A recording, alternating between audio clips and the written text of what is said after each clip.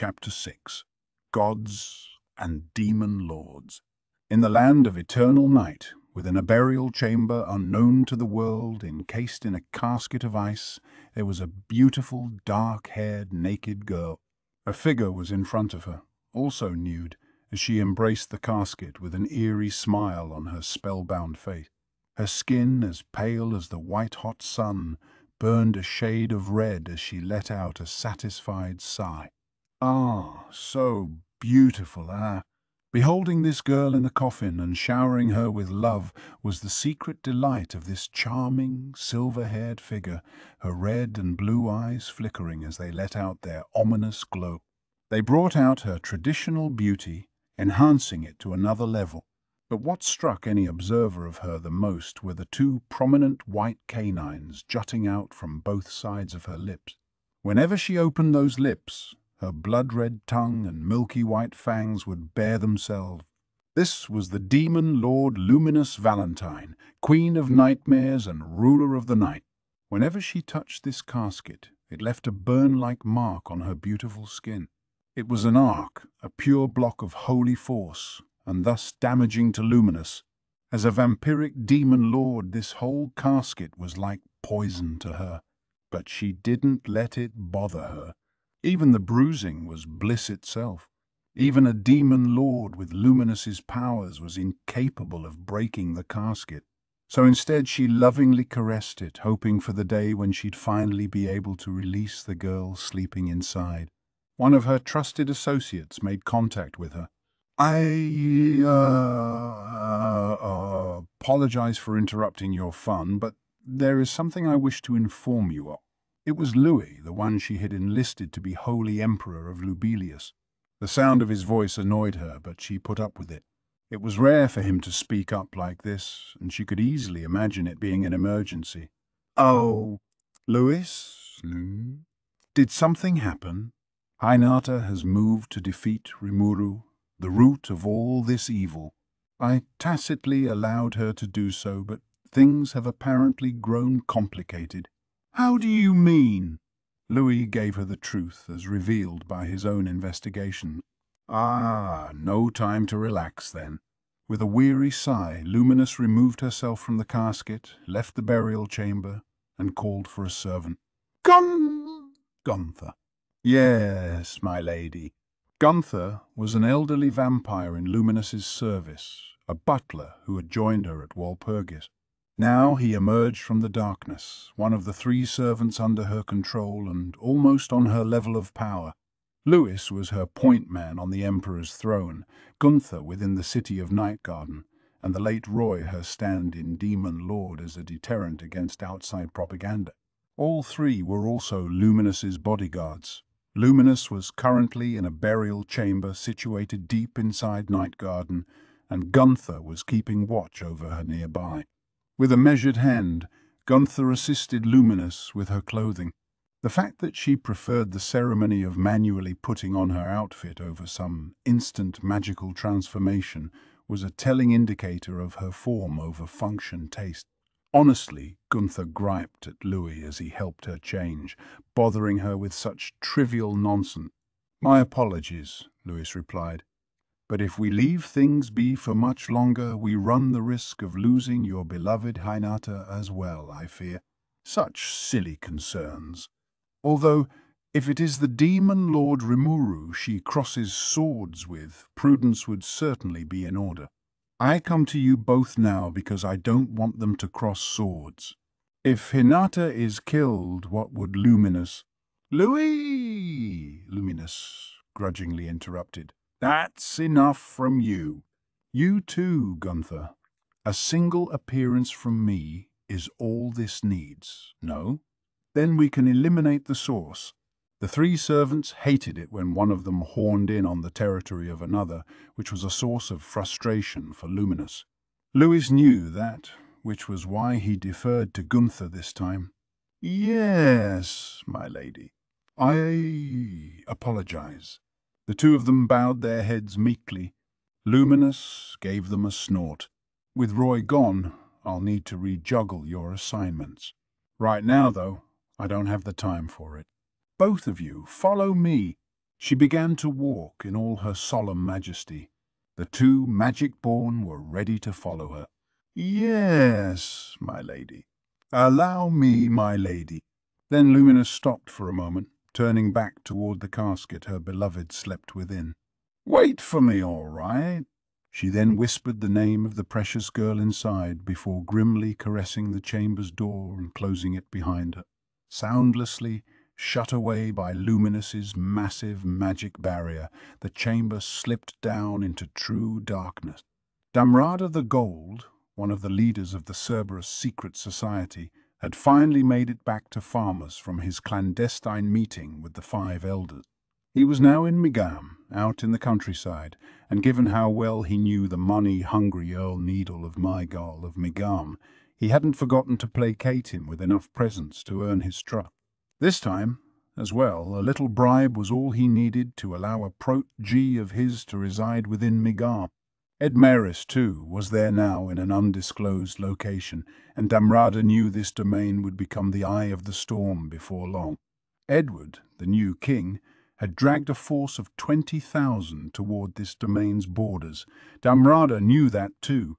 His spreading the word that the hero Yom was keeping the old king, Edmaris, safe was enough to convince Edward that the two were conspiring against him. That armistice, after all, was unilaterally signed by Edmaris. There was no need, Edward had made it very clear, for the new administration to honor it. And as Edward told his people, he had attempted to reason sincerely with them, only to have Edmaris and Yom raid their royal coffers and steal away their money.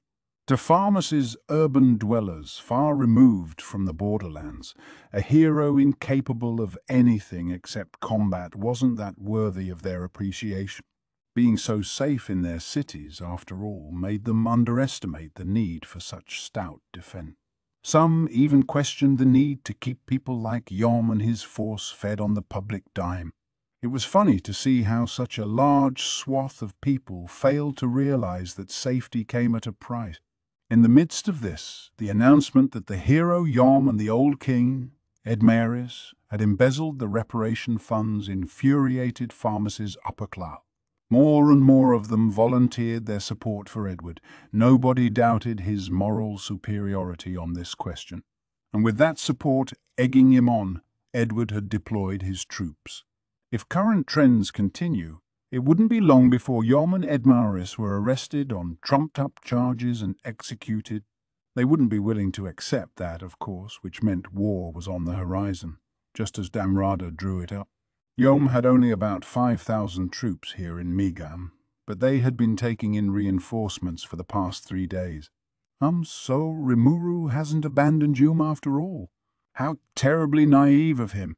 Now Hinata, the enlightened, has a better chance of victory than ever before. Perhaps now is the time to move.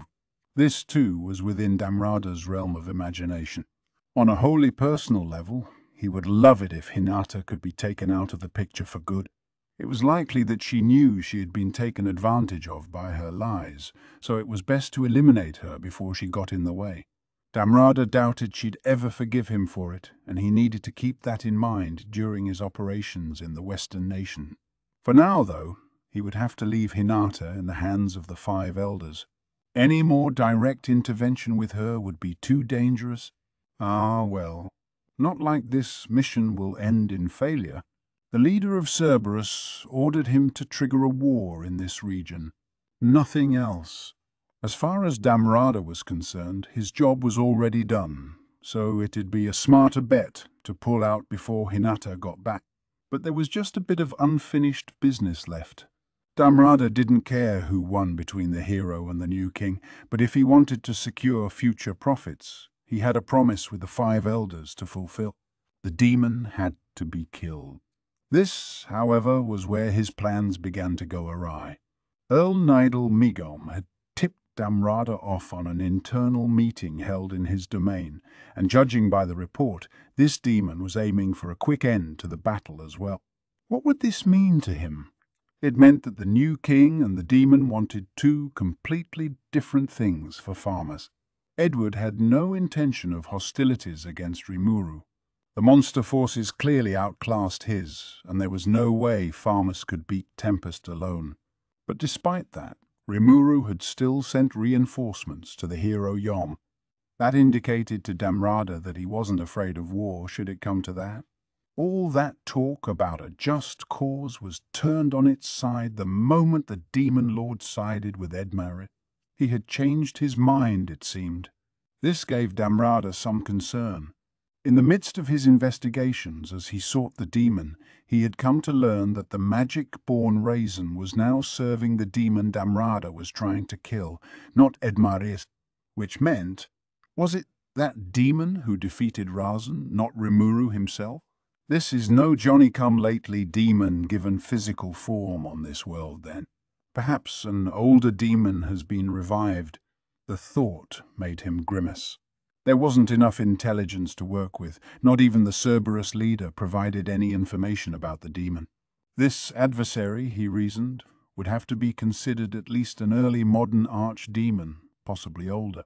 The strength of this type of demon depended greatly on their age, and while modern ones were one thing, early modern archdemons, 200 or 300 years old, were a calamity-class threat. A medieval one, pushing nearly a millennium in age, could be powerful enough to serve as a demon lord's aid. It was a completely different level of strength from some lower-level evolved demon. If an archdemon like that was on this world, it was devastating news, a threat to humankind as an ongoing concern. It was worth noting that human beings had only successfully summoned demons up to the medieval level of aid. That was as far as the records showed, and it made sense, because anything more powerful than that would mean the end of the summoner's soul. They'd be immediately consumed. That was why the Eastern Empire's latest research regularly called for limitations on demon summoning. Although it took a hero-class summoner to make an archdemon do their bidding in the first place. The magic-born Raisin, though, Damrada murmured. Yes, Raisin's name was known far and wide across the Empire. Power like his was easily the match for a medieval-age demon, if there was a demon out there who could defeat the likes of him. Plus, the 5 elders seemed to be fairly blatantly scheming with one another. That piqued his curiosity a bit as well, but his instincts told him this was one wasp's nest he was better off not prodding. Best to make good my escape, he thought, before I am caught up in anything else. Is something the matter, Sir Damrada? His servant said, responding to the words he spoke to himself. Damrada weakly smiled back. This is too hot to touch. No more of this. We have word to lie low for now, and I'd consider it wise to heed that advice. Pardon? We are retreating. Leave 2 or so observers behind and order everyone else to leave this nation. Yes, sir. What about you, Sir Damrada? I will extend my formal greetings to King Edward, then pay a visit to Tempest. But I thought you were advised to lie low. Oh, I will. For now, I will cease my behind-the-scenes maneuvering in favor of other advances. There's no law against a proper merchant requesting an audience with the Demon Lord Rimuru, after all, in order to improve his business. I see. Very well. And what should we do with the 6 contractors we brought over from our homeland? We'll bring them to the new king. They will be a fine souvenir for him. So it'll all be pushed on King Edward's shoulders then. If you want to put it that rudely, yes. It'd be a favour to Edward, all while I fulfill my promise to the 5 elders. These contractors were an Eastern Empire organization that served roughly the same purpose as the Western nations' Free Guild. They were a group that assigned work to specialist professions, including demon hunters who worked full-time pursuing the demons of the realm. Only the best, most experienced monster fighters would be granted a license for this profession, and Damrada had paid a princely sum to bring 6 of these demon hunters with him. He had hoped to use them as advertising for contractors at large, but now he sensed that things were too dangerous, even for them. But do we really need to be on our guard this much? We haven't fully made back our investment yet. We'll see. I may be overthinking it, but I like to trust in my instincts. I'm also not enough of a fool to lose my life when I should have been cutting my losses. Ah, yes, my apologies for doubting you. In that case, I will begin preparing for our retreat. Good! And I will prepare another present for the new king. The servant left the room. Preparations went quickly after that, and before much longer, Damrada had put Migam behind him. He was right to do so, for if he had dawdled any further, he might have had an angered demon trying to kill him. Edward, newly crowned King of Farmus, was beside himself with excitement. The nobility across the land was falling over themselves to pledge their support to him, expanding and strengthening his forces. It surprised him to see the hero Yom side with Edmaris, his elder brother, and when Rimuru sided in turn with Yom, he feared his entire plan would fail. But the heavens hadn't abandoned him. With Archbishop Rehaim dead, the wheels had begun turning. Hinata herself was off to slay Rimuru, he had been informed, with the Crusader forces in tow. Even better, the heroes of the Holy Empire of Lubelius, the 3 battle sages, the royal officers second only to Hinata in strength, had offered their support to Edward's cause, deploying the Temple Knights for the effort. The Divine Enemy label hadn't been formally announced yet, but given this deployment, it had to be a matter of time. The Temple Knights were assigned the task of defeating the demon who killed Rehaim, but that was just a convenient excuse. In Edward's mind, they were actually aiming to mount a resistance against the demon lord Rimuru, armed with an enormous force that was essentially the federated armies of the Western nation. That was why he granted them safe passage through his lands, as well as the right to engage in any military activity they saw fit. He had no intention of tangling with Rimuru, but under the circumstances, that didn't matter. There was no way Hinata would lose to the Demon Lord, and with this larger force, he reasoned, defeating the Tempest forces wasn't an impossibility at all. Veldora remained a concern, but with a dragon that finicky, the combined forces of the Western nations ought to be able to seal him up once again. Now he needed a just cause to link all these efforts together, and that was already taken care of. A powerful merchant from the east had visited him, bringing a letter from Earl Nidol of Migam. It was a request for help, and it instantly solved all Edward's problems. It didn't take long for him to reach a conclusion. With reinforcements flowing through the border from all sides, it might be best to use Migam's rescue as an excuse to deploy my own. A full-on war wasn't in his plans, but deploying his force outside the city walls should prove enough of a deterrent. There was nobody around Edward to warn him otherwise, which he would come to regret later as he sent out the order. In Glenda's eyes, the plan had gone seriously out of whack, but that sort of thing was a given on the battlefield. She just had to adjust her tactics, make things work more her way, and she'd be fine. Looking at it that way, things didn't seem so bad to her. A large number of nations were taking an interest in their moves, and a virtual army of journalists were here to see her in action. Everything was set up just as she wanted it. Rimuru not focusing exclusively on Hinata was an unwanted surprise, but as Glenda saw it, it just meant he spread out his forces too wide for his own good. It wasn't a problem. Damrada had fled the country, but he had left a team of anti-demon experts with King Edward as a symbol of goodwill, each one battle-steeled and ranking an A or better. She figured they could be trusted to do their job. No reason not to sacrifice them, if we need to, Glenda idly thought. No matter how it turned out, she optimistically believed that the demon would be out of her hair. That breezy mood didn't last for long. Diablo, the demon in question, let out an evil laugh as he spread his bat-like wings, looking like a sign of the apocalypse as he surveyed the land below. He was searching for the traitors who outed him, causing shame and embarrassment in front of his beloved Rimuru, and he wasn't in a forgiving mood. Not once in his life had he ever felt anything resembling fear, but the mere thought of being relieved of his work duties made him quiver. picturing Rimuru staring at him and saying, "All right, you can go away now," sent shivers up his spine. The terror tore him apart.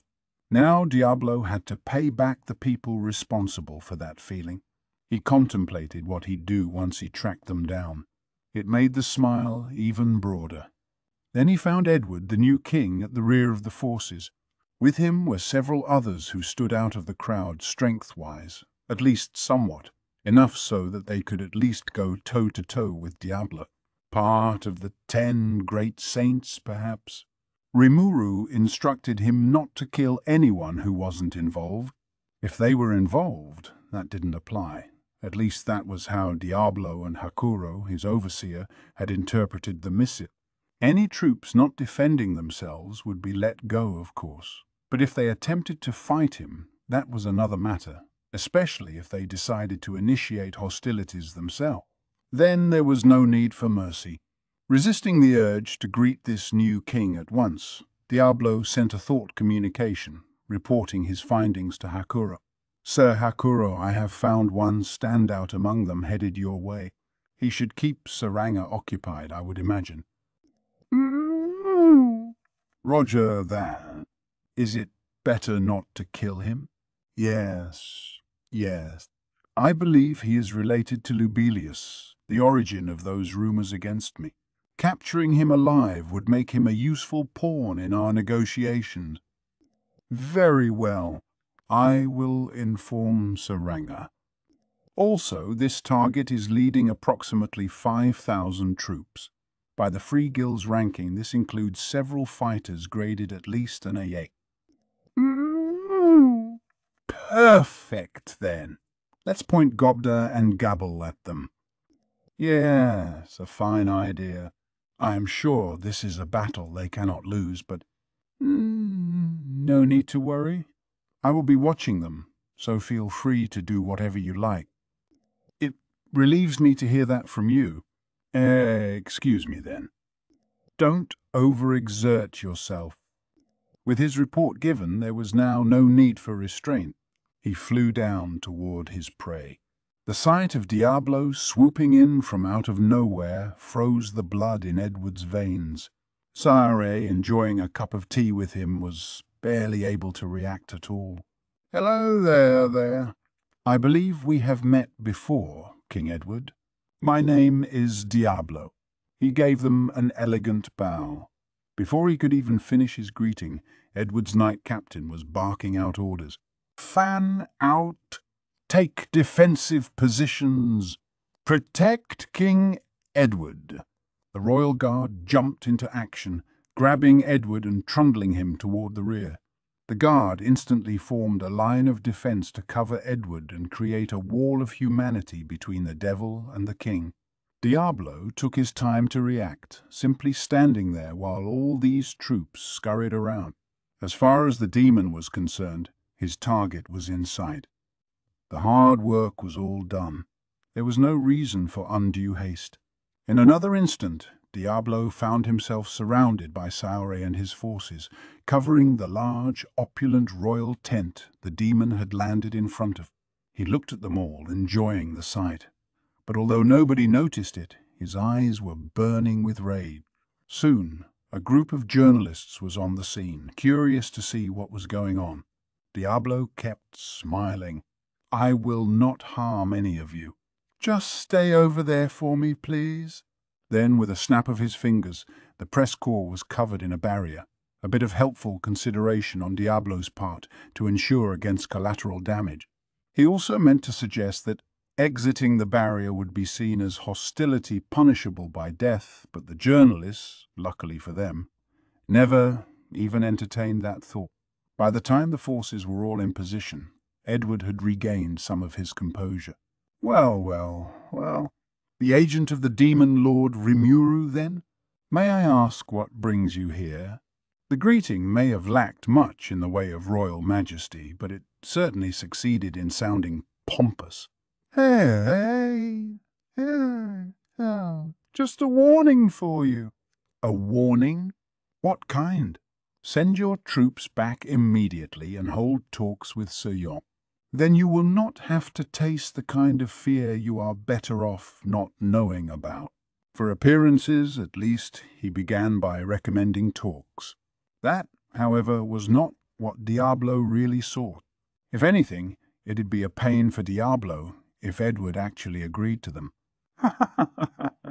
What a strange proposal this is. Besides, all of this began when my brother embezzled the reparation money from our account. We are simply trying to recover these funds in a gesture of sincerity toward your nation. I see no need for you to meddle in our affairs. I see. So you're stating your intention to adhere to our peace accords? Of course, although I now see there was no need to. I was almost tricked myself. Meaning? Enough playing dumb. You are conspiring with my brother Edmaris to charge us for double the reparations, are you not? Don't think I haven't seen through your little schemes. Nothing to defend yourself with, is there? Whether he calls himself a demon lord or not, this Raimuru fellow has already demonstrated just how shallow he is to me. He seeks to plunder us by fair means or foul, and he's spreading the seeds of war across the land, is he not? But what a pity, isn't it?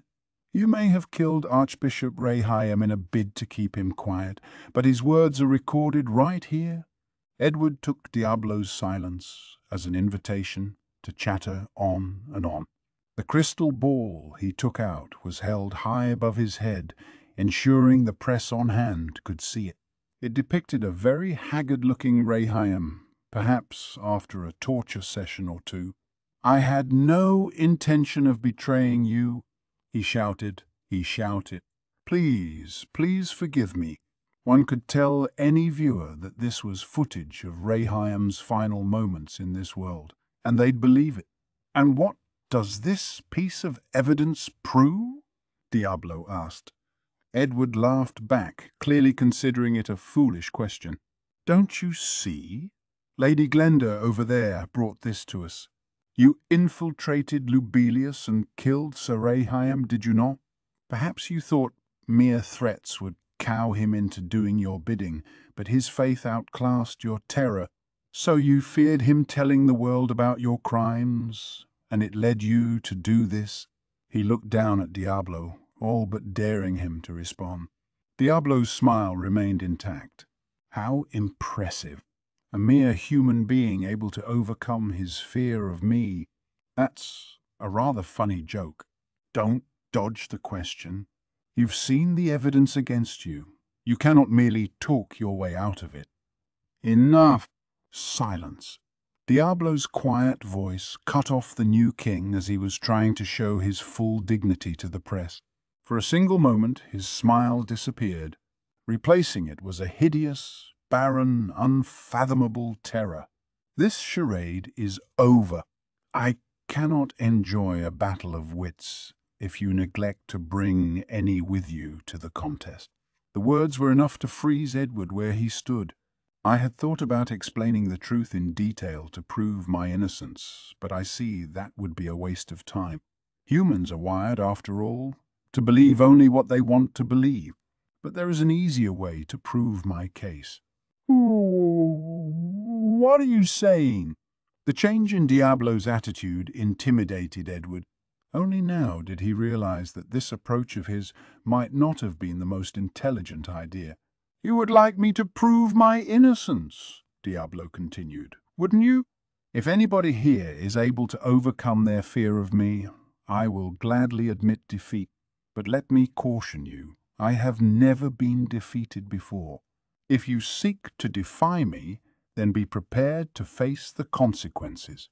His voice was just as calm as always, but within those golden eyes of his, a pair of crimson pupils burned with rage. If this were only for himself, Diablo could have still held himself in check, but Edward had decided to cruelly slander Rimuru as well. And at that moment, Edward's luck ran out. Kay! Kill it! The fear-stricken Edward shouted. Engage this demon menace at once. The demon hunters mixed in with the soldiers guarding the king were waiting for this order. They all simultaneously leaped out and attacked Diablo. Overcome our fear of you? Too easy. You might think yourself invincible as an archdemon, but we stumble across demons like you in our homeland all the time. No demon can survive for long if you pulverize their physical form. That applies just as much to an archdemon. We've done our homework on how to handle demons like you. Don't count us humans out! The hunters worked in tandem as they shouted at him, going into a lethal formation. They had a laser focus on Diablo, despite what their bold insults would imply. Diablo, after all, had a name, and a named archdemon was a level above the norm threat-wise. What? No response, then.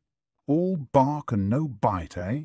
Swinging special compound alloy chains imbued with the holy element, they pinned Diablo down, binding his arms and legs. Their very first move had succeeded, and it made them let up on their caution just a bit. The Eastern Empire, for better or for worse, had more experience with marauding demons than the Western nation.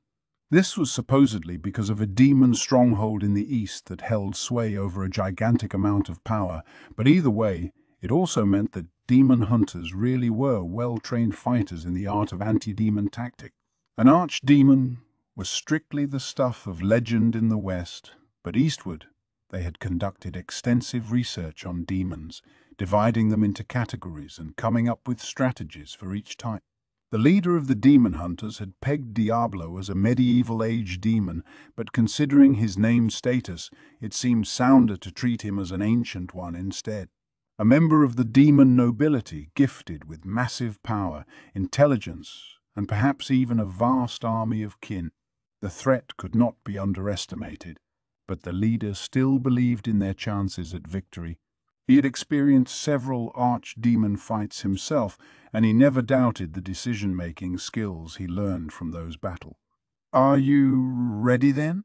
That was why Diablo's question seemed so befuddling to him. What? I mean, if you have made your preparations, I would appreciate a starting signal. The leader failed to understand what the serene demon meant.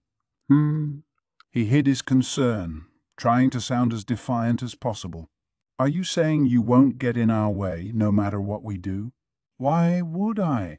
With all the effort you are clearly putting in, I don't want to interfere, you see. This will just make the fear that much more vivid." Hey, don't toy with us, demon. Your arrogance will be your end." Diablo's joking around sent a slight chill across the demon hunter's mind. Demons like him often look down on people, overestimating their own skills. With that knowledge in mind, Diablo wasn't venturing far from the typical demon script. This time, though, he was delivering these lines while already chained to the ground. Even a seasoned demon hunter would be put off by this much confidence. Still, these were professionals. They didn't delay a single beat, executing on the training routines they repeated day after day. "You shall regret your arrogance in hell. Vanquish him now. Thunderbolt!" As King Edward, journalists from nations worldwide, and Sare and the rest of the Lubelian royal guard looked on, Diablo was roasted by blinding flashes of electricity. How about that? What does natural, non-magicule-infused lightning taste like to you? A demon like you is protected by layers of barriers, we know. But too bad for you. With our imperial technology, we can break right through your defenses. Demons must be granted physical form to impose their will upon this world. With your body destroyed, there is nothing you can do. The demon hunters seem to treat their victory as a given. Any magicule-driven force could be easily blocked by a barrier built for the purpose. In response, the Eastern Empire had researched weapons that didn't rely on magic to work. This lightning trick was one of them, the latest in anti-demon tech, and hearing that made Edward's terror ease a bit. "Wonderful!" he shouted, relieved. "Truly, you are the heroes of the East. I must raise my reward for that merchant." His face was twisted in glee as he looked at Diablo. The lightning was roasting the demon alive, or was it? The flashes of light had fully enveloped his body by now, but that smile was still on Diablo's lips. Only Sayre and Glenda picked up on this at first. It worried them. The demon hunter's leader, however, was puzzling over something else. This shouldn't be happening. This shouldn't be happening. Why isn't there a single burn mark on his clothing? Then he saw it. That evil, evil smile. "Yeah, you. A rather meagre effort. Too meagre, in fact. You thought this would suffice against me? After all that hard work, I can't help but call it a disappointment." Diablo casually brought an arm up. The moment he did, the chains binding him shattered. With unbelievable force, Diablo ripped the reinforced alloy chains off his body. "You monster!" He laughed at the words of shock from the leader's mouth. "Right then," Diablo said, as if nothing had just happened. "Now for the selection test. Wait. This is insanity. Why didn't the lightning work on you?"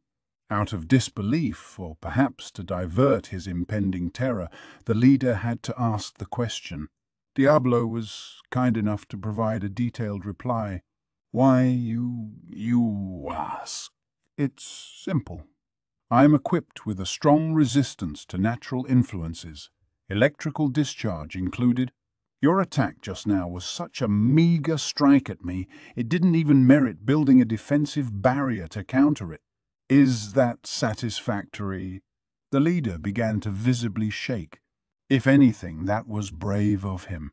The rest of the hunters, realizing the portent behind Diablo's statement, had already fallen screaming to the ground. "Get away! Stop! Get away from me! No!" These were first-class demon hunters, fearless, battle-trained warriors, and they weren't alone. Except for the protected journalists, everybody witnessing this scene felt their spines freeze solid. Edward fainted right where he stood, foaming at the mouth, and so did his royal guard. What just happened? The leader could see it well enough, this overwhelming terror, the sheer pressure this demon was sending their way. To put it as simply as possible, all Diablo did was unleash the full brunt of his aura, but that aura was daunting enough in itself to kill. "Oh, so only 3 of you passed the test? Well, I suppose you do deserve praise for withstanding my lord's ambition. You hereby have my permission to engage me." Hearing this, even as he felt the terror closing around his throat, the leader turned around. There, just as Diablo promised, were the 2 others left standing, Sayre and Glenda, the young man and the wild beauty. The sight of them, seemingly unfazed, helped the leader rally his exhausted mind. "It's all right. It's still all right. The battle sages didn't let us down. Truly the heroes of the West. My hunters may be done for, but with these 2 on hand, victory could yet be ours." Encouraged, the leader turned back toward Diablo. "Yes, you are every bit your demon lord's servant. You're just as good at bluffing as he no doubt is." "Bluffing, you say?" "I do. You called that lord's ambition just now, didn't you? It takes a demon lord-class monster to wield that skill, and if archdemon is the highest level of the demon races, it is impossible for you to become a demon lord. That proves you are a liar." In the East, this fact was considered highly classified research. Demons, he knew, had an upper limit to the amount of magicules their bodies could store. This was a set number across all of them, even though they could differ in other forms of strength. Older demons would have more experience in battle, allowing them to form better strategies for conserving their magic and squeezing everything they could from it. This was also one reason not to fear demons as much as people often did, for if you knew your enemy's magic limit, you could work with that, no matter how they tried to spin it. Knowledge is power, and having the right knowledge can keep an obvious bluff from clouding your mind. I see. That is both correct and incorrect. It is true that demons like myself are limited in our magicule count. However, it is possible to evolve to the next level, assuming the right conditions are met. I think the red would be an example famous enough for you to be aware of. The red? What do you? And then a certain demon flashed across the leader's mind. One so famous, his entire existence was the exception that proved the rule. It would be simple enough to obtain the title of Demon Lord, you see. All it takes is for one of us to build our strength up to the maximum level, then live for at least 2,000 years. One hardly needs to even work for it. Diablo made it sound easy, but in reality it was fiendishly difficult. As a spiritual life form, demons naturally enjoyed combat. Even if they were never summoned to the physical realm, battle was a constant part of life in the spiritual one. Losing a fight over there would dock magicules off your upper limit, which meant that some demons actually devolved over time. Reaching one's maximum, then maintaining it for 2 millennia, basically meant evolving into an archdemon and building an unbeaten record that entire time, not even a single loss. The demon hunter's leader wasn't aware of that per se, but even he had a hunch that Diablo was heavily downplaying the stakes involved. But the offhand reference to the red was what attracted his attention. Diablo was speaking of that absolute ruler, the famous demon, as if they were casual buddies. It couldn't be. Out of all the things, it couldn't be that. Demon society worked in a strictly hierarchical relationship, according to a theory first advanced by Lord Ghidorah, the great sorcerer from the Eastern Empire. This hierarchy was punishingly strict in nature, applied equally both to the primal demons and the higher-level members of each demon type. A lower-level one, referring to a higher-level one without some term of respect, was as unthinkable as the end of the world. But perhaps the white would be more famous in the East, where you grew up. I observed her using Lord's ambition over there just the other day. The remark cleared the haze from the leader's mind. He recalled the events of several years ago, just before Blanc, the fearsome original white, took form in this world. They called the event the Bloody Shore, and if it had turned out the wrong way, it would have marked the birth of a second Guy Crimson, disrupting the balance of demon lords and dooming the planet to chaos. The Empire used its clout to bury the events of that day, ensuring the public didn't know about them. The leader turned pale. Now he knew. The demon that casually called them red and white had to be at least as powerful as the one that caused the Bloody Shore. That just can't be possible. There's just no way for us to win. It's ridiculous. How could any of this happen? The leader screamed internally, and then, all too easily, something snapped.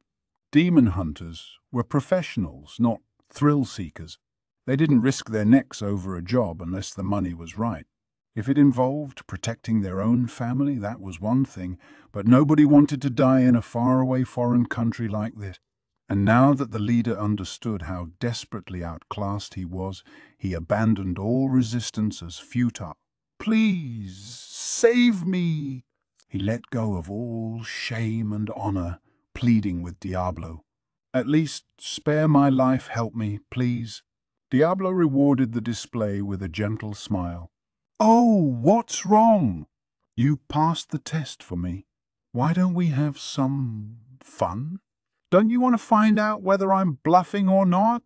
You should see it for yourself." The leader was desperate. There was no more doubting Diablo. He realized fully now that this was a supreme danger to himself and the rest of the world. Bluffing? Don't be ridiculous. Please forgive me. I only came here for the money.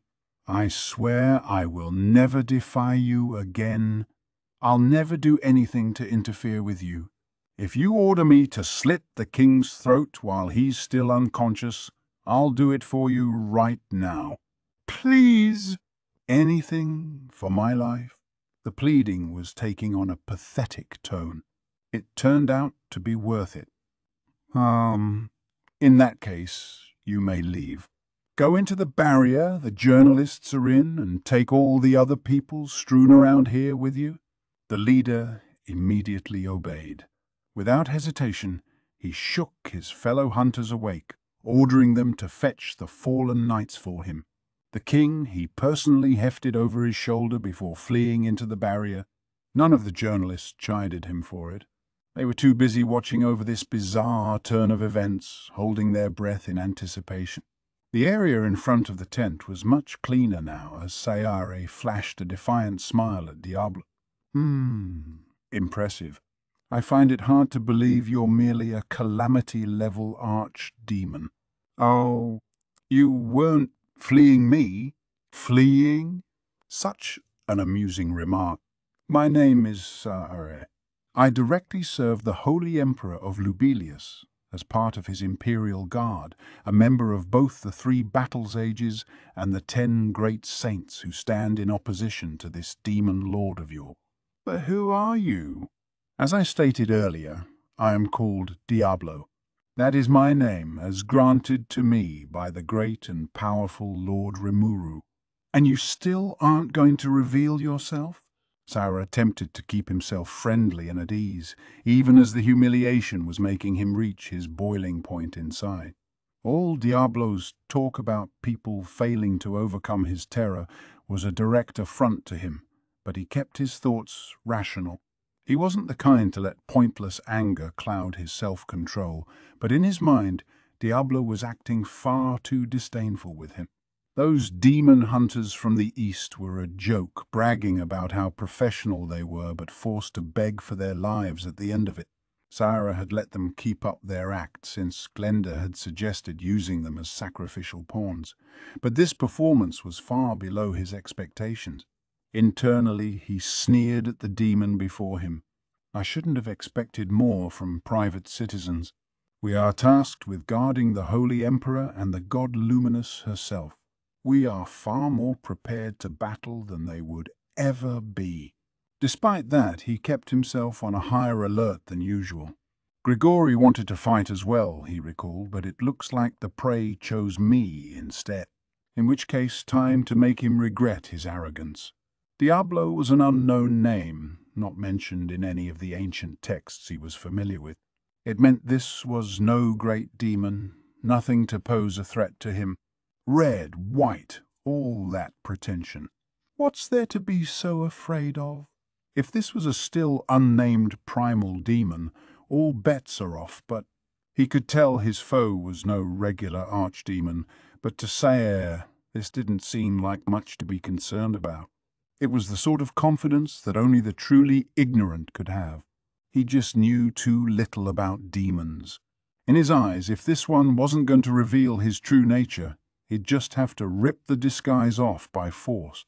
Sire, after all, had enough power to fight a demon lord alone.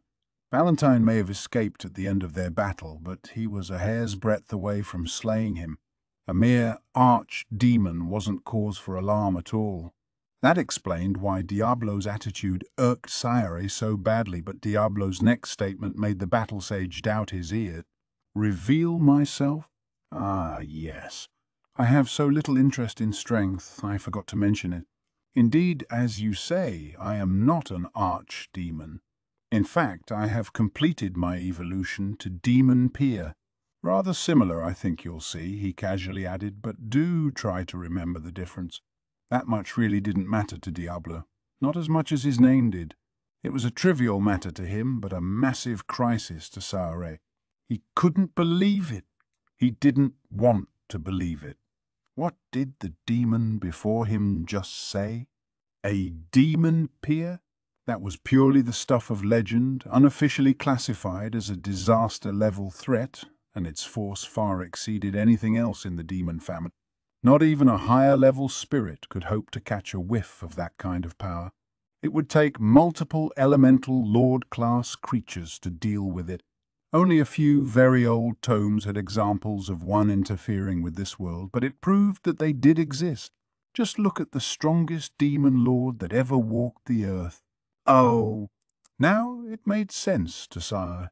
A demon who had lived for millennia and become a demon lord-class presence, like Diablo mentioned, could evolve into a demon peer via some kind of trigger.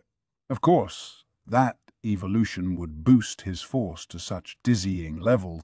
The Red's magicule count had ballooned to several times that of a regular archdemon, and he had all those extra years of experience too. Truly, there was no limit to his strength. The demon hunter's leader, warily eyeing these events, had fallen unconscious the moment he heard the words demon peer. He was overcome, not with fear, but with relief.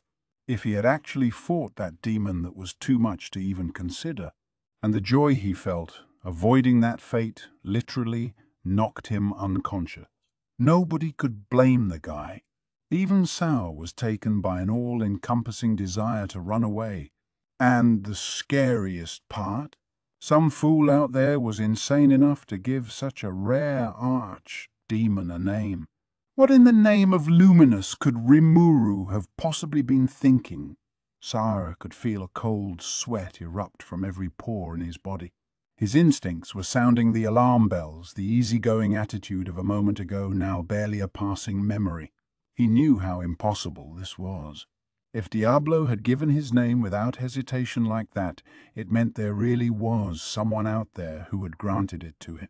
A masterless, named creature would never be so eager to share his name, since it would expose him to falling under the control of someone else. It proved that the demon lord Rimuru really was behind this. But could Rimuru, freshly ordained as a demon lord, even have the energy needed to name an archdemon? There wasn't much point pondering that question, but Saer couldn't help but wonder. His mind was just attempting to escape reality at this point. Then he felt something in motion next to him. "What are you balking for, sire? Let's you and I take out that sexy-looking demon together." Glenda was virtually screaming at him. "No, Glenda, wait." Sire was already too late to stop her. Like the wind, she strode forth, sneaking up to Diablo without a sound and thrusting her black-bladed knife at him. It plunged straight into Diablo's undefended heart. No threat at all. Glenda laughed. She could tell that hit home. But sadly, Diablo had no intention of dodging that from the start.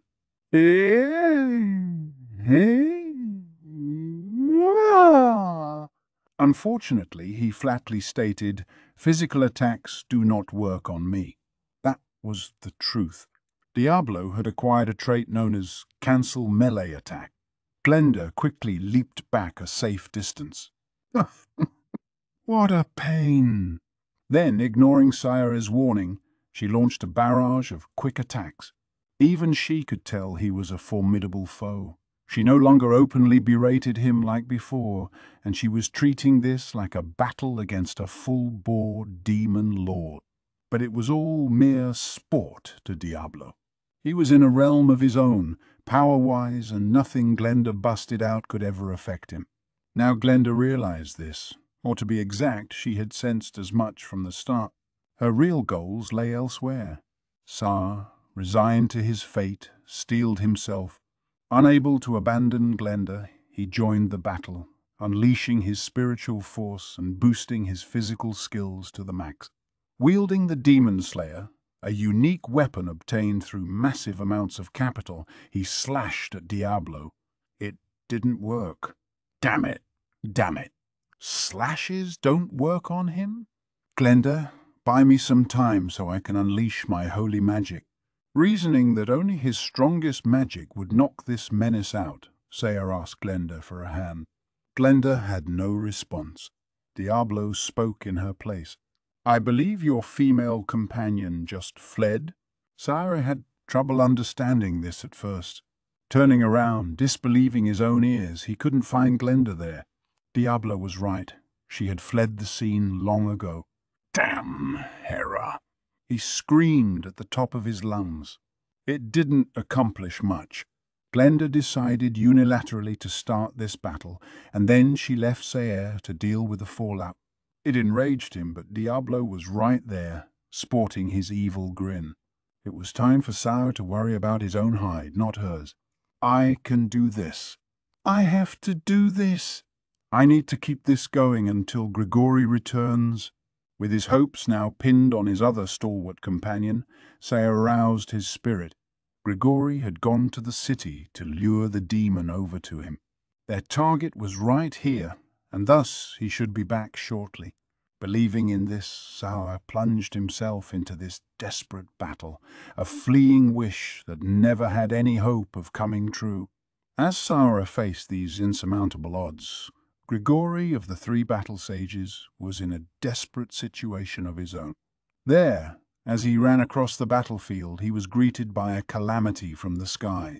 It was the mercenary force Yom had brought on, seemingly fighting to protect the city gate. They were doing what seemed to be a fine job, fending off Pharmas's vanguard force. This wasn't the prey Grigori was supposed to be targeting. He had no interest in Pharmas's internal strife. It had nothing to do with him. He was only after the demon who killed Archbishop Rehaim, and his intelligence stated that he'd be found working undercover in this town. King Edward was accompanied by those specialists from the east. When I saw him, he had thought, unless they run off on him, I doubt I'll have much work to do. But now Grigori was faced with a much more present threat than a demon. It was a gigantic, fearsome wolf in his way. The wolf, of course, was Ranga, wagging his tail with glee as he sprinted across the heavens. He was light as a feather, and now his feet weren't kicking against the ground at all. This was skywalk, a technique only a small handful of magical beasts could hope to learn, and he had acquired it all too naturally. To Ranga, however, this was a trivial detail. The waves of power released from his body were bringing him pure joy as he whirled around, feeling himself fill up with magical energy.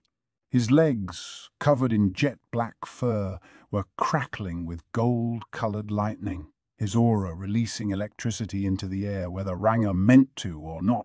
It was being controlled by the shining gold horns on his head, radiating a force like a crown even as the lightning-infused fur shone black like a robe of darkness. He was the king of wolves, and now he had every bit of the majesty that title entailed. Now he approached the speed of sound in the air. As he instantly sighted the group, Diablo tipped him off about. Another moment, and he was back on solid ground, right in front of Grigori. Accompanying Grigori was a small handful of the Lubelius Imperial Guard. The other 5,000 with them were the second wave of Pharmas Knights sent by Edward as reinforcements. One of the Pharmas generals, an inexperienced member of the nobility, nervously approached. Grigori, your orders? Hell if I know, he thought. All of Pharmas's top-notch knights were long gone, erased from the world during the previous attempt to invade Tempest. What remained were the also-rans, the fighters whose skills and brain power weren't enough to join in last time. None of them could think for themselves. They relied fully on Grigori, this wonder child from exotic lands, without even the slightest sense of shame. General Gaston, you tackle the forces lagging behind us. You saw them advancing from the ground and the sky, right? The observation made Gaston come to his senses. Very well. What about you, Sir Grigori? Me? Isn't it obvious? I gotta take that guy on. Python, Garcia, you two join. Join Gaston and keep him guarded is what Grigori wanted to say, but he was interrupted by a dark, gale-force wind rushing by. What? At a speed that only Grigori could react to, Ranga charged right into the forces Gaston led. Damn it! Damn it! Grigori shouted. That stupid dog! He thrust his halberd forward with all his might. Ranga easily leaped out of harm's way, then began exercising free rein to wreck the whole troop. Leaping up and down, he kept attacking and attacking, piling up the casualties. Neither Python, nor Garcia, nor all of their many companions could avoid the feast of violence, sending them all crashing to the ground. And before long, those fangs were being bared at Grigori himself. Gupta and Gabil were chasing Ranga as fast as they could. "Come on, Ranga, you're too fast." "Indeed. I fear there will be no assignments left for us at the end of this." "My brother," interjected Soka, "please, enough whining. Continue the chase." They were all bickering at one another, just like usual, but everyone knew they were good friends. Only the three of them thought they were hiding it. Right, bellowed Gupta. "Here we go." "Got it! Got it!" Gupta triggered shadow motion, accompanied by 100 of his goblin riders.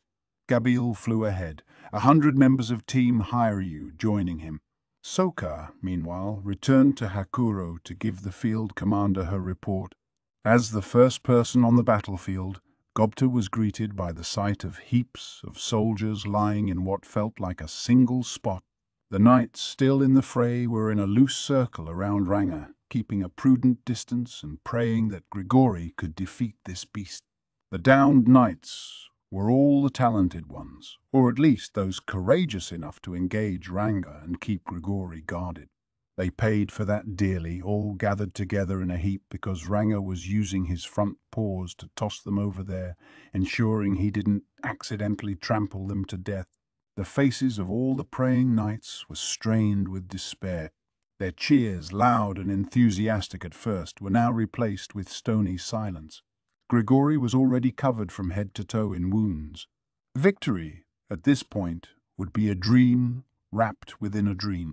Even with impervious, the steel-like protection covering Grigori in Ranga's eye, he was just a slightly tougher chew toy than usual. The fact that he couldn't be knocked out simply meant he had to endure the pain that much longer. "Ooh!" The sight half-panicked Gupta. That's a bad wolf, Ranga. He's gonna die if you do any more of that." "Yeah," Gable agreed. "We must heal him at once." The order made Ranga freeze in place. Noticing the sorry sight around him, he hunched over, tail pointed straight down, shrinking down inside. Right? But doesn't this human wish to play for a while longer?" Grigori was unconscious, a broken halberd still in his hand, as Ranga ruefully prodded him with a paw. It was just too pitiful a sight for Gupta and Gabble to stand, just imagining themselves in his place. No, I don't think so, Ranga." "No, indeed. Best stop this for now, or else Sir Rimuru will never let you hear the end of it." The mention of Rimuru's name forced Ranga to give. Looking at the two of them with his sad eyes, he finally gave up. "Oh no, he'll be angry at me." The freed Grigori's face was caked with drool, his limbs going off in a sorted, slightly off-kilter direction. Just slightly, mind you, but still in no angle the human body was designed for. He was pretty seriously banged up, in other words, and it was a wonder he continued to draw breath. But Grigori survived it all, and with the healing potion Gupta provided, he made a full recovery before the sun set on the day. His body may not have paid the price for the experience, but his self-esteem certainly did. In later years, he came to be known in his homeland as the Canophobe Crusader for reasons he refused to divulge to the general public. For the remaining forces, Gabble promised not to pursue them further if they retreated, an offer that General Gaston immediately accepted. Word was quickly sent to the battered and bruised forces still attacking the town gate. So ended the siege of Migam before it really began. And as he left the scene, Gaston could be heard shouting, "Beat them! How could we possibly beat them?" A quote that became far more famous worldwide than he probably intended. "Come on, Grigori! Come on! Get over here!" Sara couldn't have wished that any harder for himself. But he was in luck. Grigori was coming, draped over Ranga's back. In fact, Sayari's wish was about to come true in just a few more moments.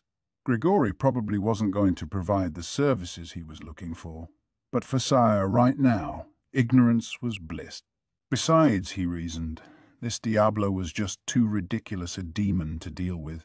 Here he was, one of the most powerful human beings on the planet, and not even he could fully plumb the depths of this guy's force. There was no doubting Diablo now. He really was more powerful than the demon Lord Valentine. Why would he bother going out of his way to kill Archbishop Rehaim? A few well-planted threats from Diablo, and he could get literally anyone to worship the ground he walked on. So why did I even have to deal with this? Saya was still expending every effort possible to fend off Diablo's barrage, but he knew the end was near. His endurance and his mental acuity were about to be exhausted. Come on, put in some more effort. Show me an interesting skill or two. And the demon was gleefully enjoying the sight too. Saya just wanted to cry. From the bottom of his heart he wanted to go home. He had been praised as a genius. He was long-lived thanks to his elven blood, and his dauntless effort helped him sharpen his fighting style to a fine point. His reward for this was the unique skill all-rounder, which let him fully understand and acquire an opponent's art after seeing it only once. It worked on the same principle as Hinata's usurper, just geared specifically toward arts. It went without saying that actually using these arts required superior physical ability. Saya knew that well, and thanks to that he had mastered a wide variety of skills, including complex magic arts combinations that were among the trickiest moves out there to perform.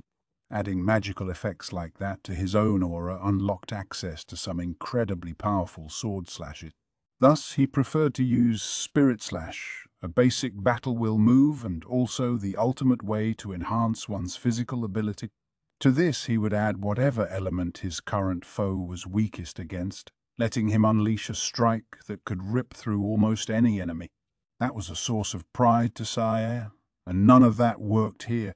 Before he could even deploy the magic, Diablo analyzed its structure and disassembled it. It robbed Saya of his ability to bend the laws of nature, and without that, there would be no miracles today. Instead, giving up on magic, he opted instead to just fight with the battle will art or a sword. "Damn it!" he bitterly whispered. The most frustrating thing about all this was how Diablo wasn't even seriously trying yet. He could tell. The difference in magical skill alone was like comparing a grown adult to a newborn. The same was true in physical strength. Only in tactical skill, something that could be learned on the battlefield and nowhere else, could Saya safely consider himself close. But even then, Diablo was already closing the gap within the space of this fight. The speed of his growth was dizzying. If he wanted to, Diablo could have easily killed Saya right now. And if he's not, that must mean Diablo had no intention of ending his life, which meant that someone else out there must have killed Rehaim. But who?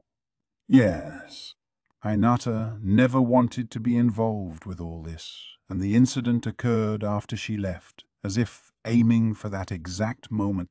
It's so suspicious. Wait, not even suspicious. It had to be the 7 days clergy behind this. Saya was sure of it. And just then, "Saware, we've come to give you aid. Rejoice, we shall destroy this demon together. Hold the demon back for us. Our magic will take care of him." The air warped behind him as Saya felt a new presence, one bearing a stupefying amount of force. They were the members of the 7 days clergy, 3 of them in all, and despite the way they put it, the magic they were attempting to cast was far too dangerous to use in this space. A good criminal always knows how to destroy the evidence, and in this case, the evidence was anyone who knew that Diablo didn't kill Rehaim. which included the journalists on hand. They weren't idiots. Many of them had come to the same realization as Sayare by now. It was the whole reason Diablo kept them around. So if the clergy wasn't aiming for Diablo at all, Ron, get away! Just as Sare turned toward the press and gave that warning, a massive fireball engulfed the entire area. A white-hot bolt of force penetrated Hinata's chest. Hurriedly, I came over to help her up. "Hey, you all right?" "Gaia." She was coughing up blood, but through the pain, she still brought a hand to her chest, attempting to cast a spell. It failed, as it would, given that she couldn't speak any longer. Instead, she eased herself down, lying limp in my arms. The blood from her began to stain my clothes a bright shade of crimson. Unless I did something, Hinata was going to die without ever knowing what happened. We could work out the timeline that led to this later. I took a potion out of my stomach and sprinkled it over her chest.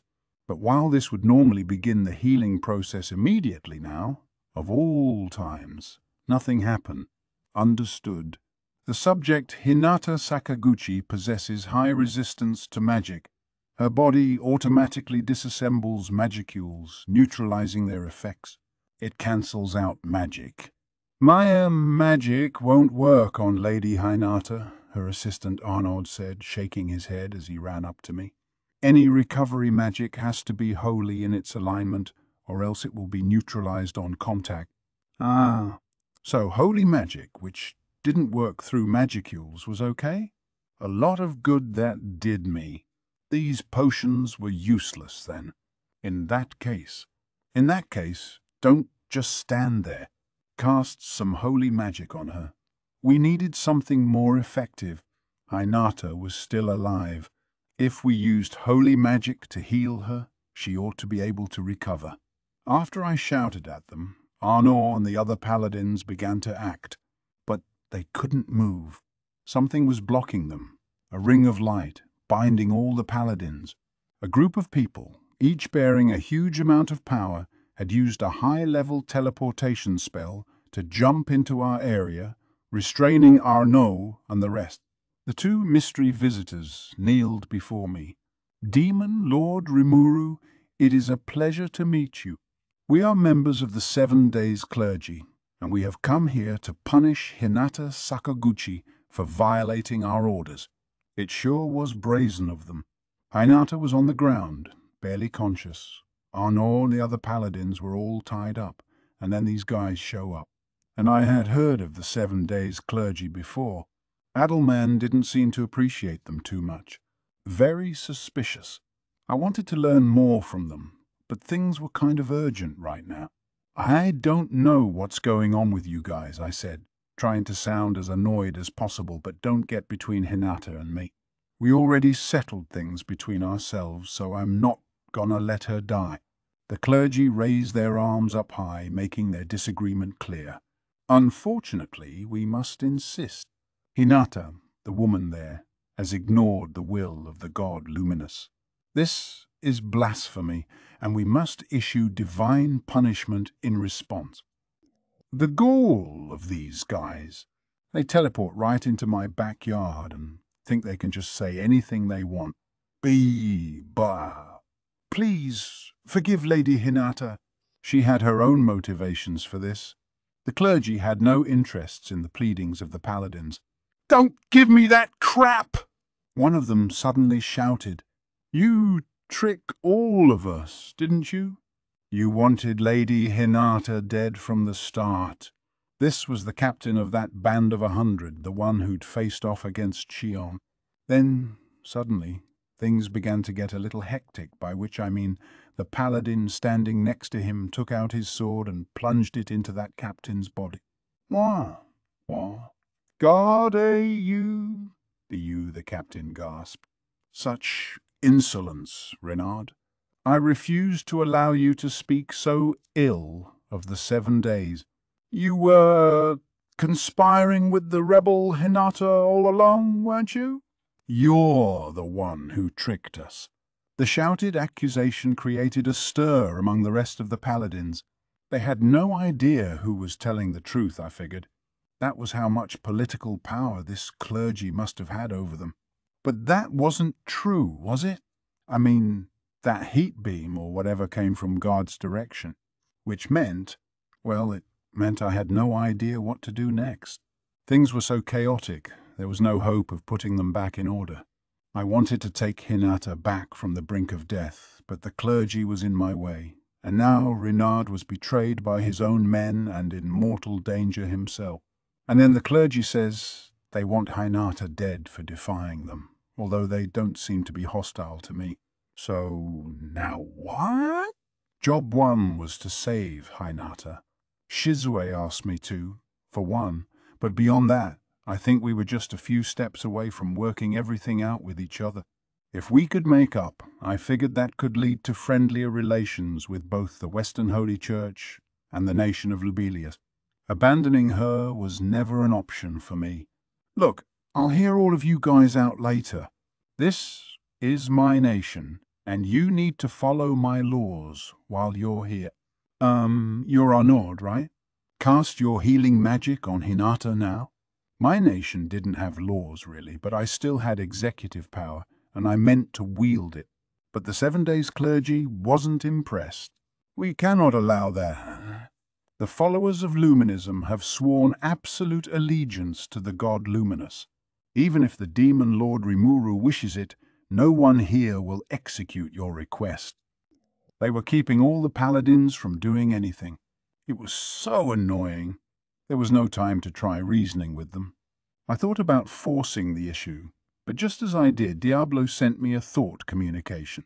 Sir Rimuru, I have an emergency report. What is it? Keep it short. I'm kind of busy. Pardon me? I have discovered Rayheim's killer. It is a group known as the 7 Days Clergy. They appear to have devised all these events behind the scene. Oh. I am faced with 3 of them right now, and I fear that leaving them alive might cause harm for us later. Can you provide evidence that they're the killers?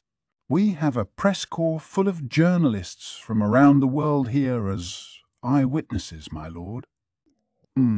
All right. Permission granted. Rub 'em out.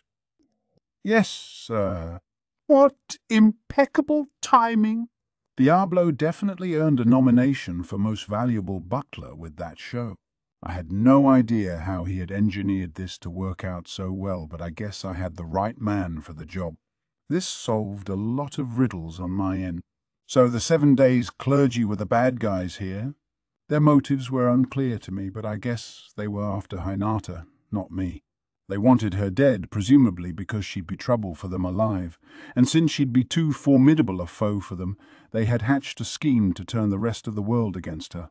The dude who just stabbed the paladin Renard must have been connected to them, too. Or maybe he was a 7 Days member himself, but either way, this Garda guy was the real hitman here. He must have wanted a clean kill, but performing the crime right in front of me was a mistake. My universal detect was in operation, so doing the deed with me around was like shouting, "I'm the killer," as you pulled the trigger. I suppose these were the guys who fiddled around with my message for Hinata, and I had to assume they interfered with Diablo's plans too. These were the culprits, and no one else. And now that I knew that, I didn't have to worry about hurting my relationship with Lubelius. This was my nation. Originally, I had thought it best to leave them alive, but they had been a thorn in my side as well. I didn't see much need for that now. If they were going to run on me, let's just kill 'em off instead. So leaving Diablo to take care of his own business, I began to take matters into my own hand. Time to let off a little steam. Benimaru. So... They both shouted, "Capture those 2. If they resist, take any measures you deem necessary." Just what I was waiting for. As you wish, Sir Rimuru. Benimaru and Soe came for the clergy, who immediately shot me a pair of dirty looks. I didn't let it bother me. Sheesh. Yes, my lord. You take care of Garda over there for me. Watch out. He might be a 7 days guy in disguise. I see.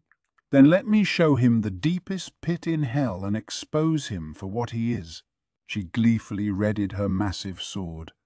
This time, I didn't stop her. Hell, I was hoping to see that sucker. Hey, yeah. Well, look at this. Are you quite sure? It will mean all-out war against us. Those two could babble all they wanted. If I let them be, it'd be even more trouble for us later.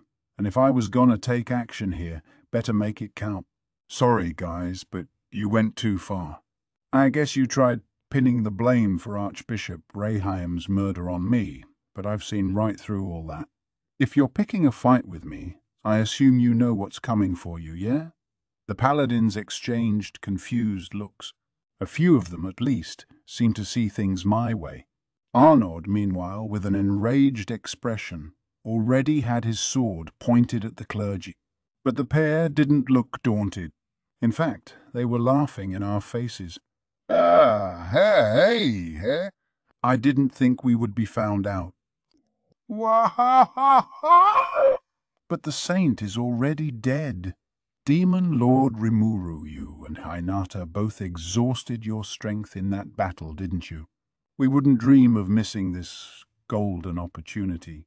And if all of you know the truth as well, you will die with your demon lord. At least they weren't making any more excuses. The 7 days clergy fully admitted to it, laughing the whole way. Such a vulgar display. It almost made me sick. There was no value in keeping them alive at all. Benimaru, Soe, and Shion each sized up their prey. But it turns out the clergy was craftier than I thought. Fools! I commend you for exposing us, but everything has already been accounted for. We plan to kill all of you from the beginning. Hey, let us begin. With that, the two of them leapt back and floated into the air. Garda joined them, revealing his true colors before Shion could reach him. Then, with the three of them grouped together, they constructed a large-scale magic circle on the ground. This was dangerous, certainly beyond what a human of regular intelligence could handle, and certainly something that required advanced preparation. Inside this circle was us, 2 of the 3 lycanthropeers and the paladins. They intended to kill us all and make sure no evidence ever saw the light of day. Hell flare! Demon wire slash! Dark pyres of flame shot out toward the trio, accompanied by a torrent of sticky steel thread powerful enough to break through sheet metal. But the only sound anyone could hear was high-pitched laughter. Ridiculous! You waste your time. This magic circle deflects all non-holy strikes.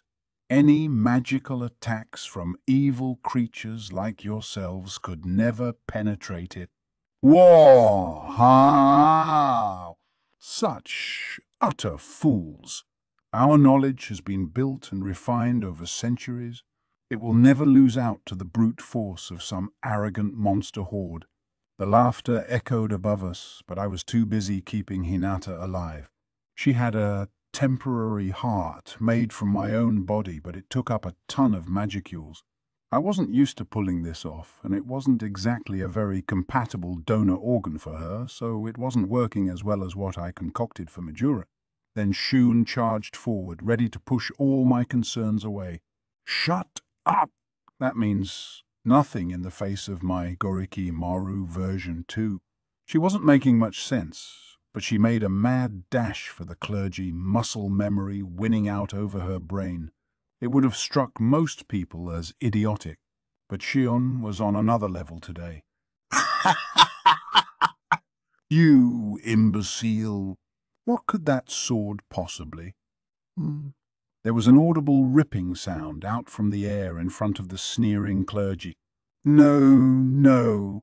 She's going to break down the magic circle. So be it. We must release it now.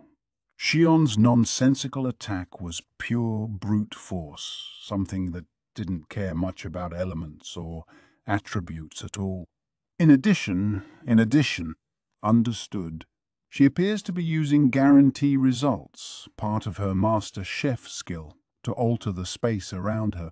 This is just crazy. I can only hope she doesn't start using that stuff on me. Report.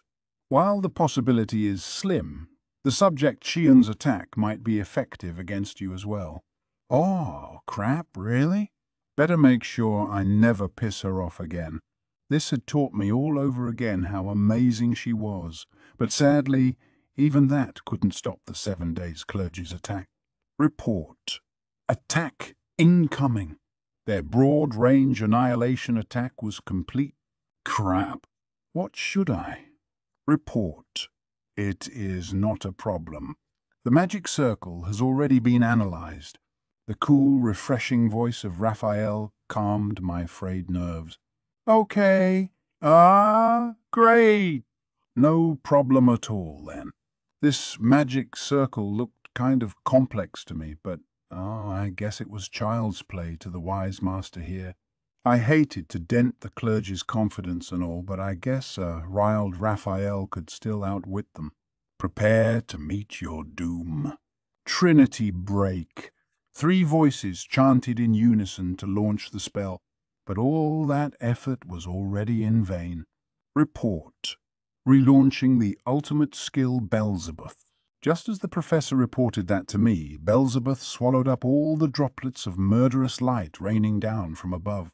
In a moment, they were all gone. Yikes.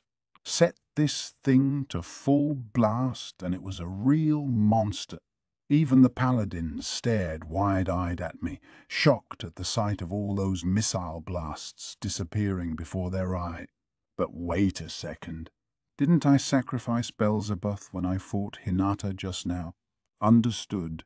The ultimate skill Belzebuth, Lord of Gluttony, was indeed sacrificed, but a copy had been backed up, so it was not a problem to reactivate. Oh, backed up? And why was Raphael using the past tense there? You got to tell me about this crap, man. I thought I had lost that thing forever. The professor acted like this was all settled history, but I wasn't sure I was willing to accept that. Report. Rise in holy force detected. Main attack incoming. Oops. That last strike wasn't the main one. Face your ruinous end, demon lord. Trinity disintegration. Whoa, crap. Belzebuth ain't gonna cut it now. Report. It is not a problem. Invoke absolute defense from the ultimate skill Uriel, Lord of Vows. Yes. No. Hey. There's the professor I know. That's another yes, but hang on. Again, something didn't seem right. But even as I pondered this, the first absolute defense wave activated. A single, thin, transparent layer covering my skin. This was all it was, and this was all it took to perfectly disable Trinity disintegration. Right. Yeah, that's the thing. That was definitely the first time I used that move. I had been using multi-layer barrier up to now, not absolute defense. Taking advantage of my mind accelerates speed up, I finally asked Raphael the question on my mind. Hey, why didn't you activate that earlier? I could have blocked that strike on Hinata with that thing. The response was enough to push my frustration to the brink. Understood. This is because the ultimate skill Uriel's absolute defense may still be penetrated by spiritual particles on occasion. As a result, it was determined that invoking it would be meaningless. Raphael made it sound like common sense. I swear you don't have to be such a perfectionist about this stuff. The behavior of the spiritual particles that magicules were made of was apparently difficult to predict. They ignored time and space as they moved around, cutting straight through well near any barrier. The near-random elements that controlled their movements. The forces of nature that governed over these particles made it impossible for absolute defense to handle them unless you knew how they worked. And yet here I was, perfectly safe after that barrier just trounced Trinity disintegration. What's up with that? Did Raphael fully predict things this time? Understood. In the previous melt/attack, Beelzebub both cancelled out the strike and invoked predation on it. This made it possible to gather enough information to successfully recognize the random elements involved. As a result, it became possible to predict and defend against holy attacks. In addition, you have also obtained the Holy Sword skill Melt Slash. What? Wait.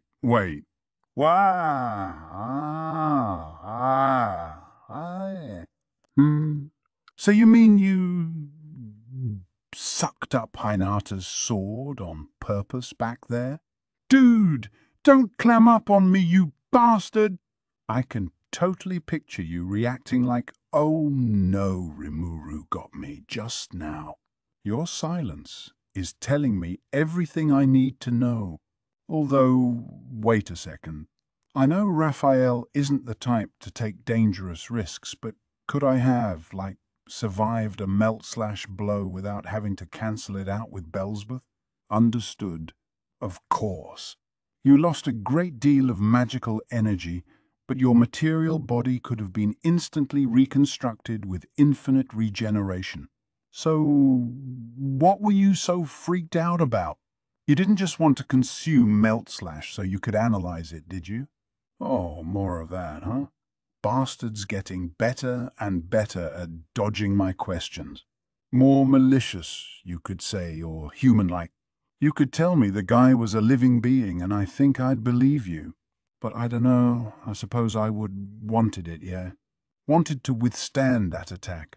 Wanted to use it myself. Did it take that moment of desire to act upon it that quickly? What a crazy ability I had. It almost felt like it was going to waste on a bum like me. Negative. I exist only for the sake of my master. Pretty fast replying to that one, huh? Puffed. Thanks. Keep up the good work, partner. Just try not to keep any secrets from me.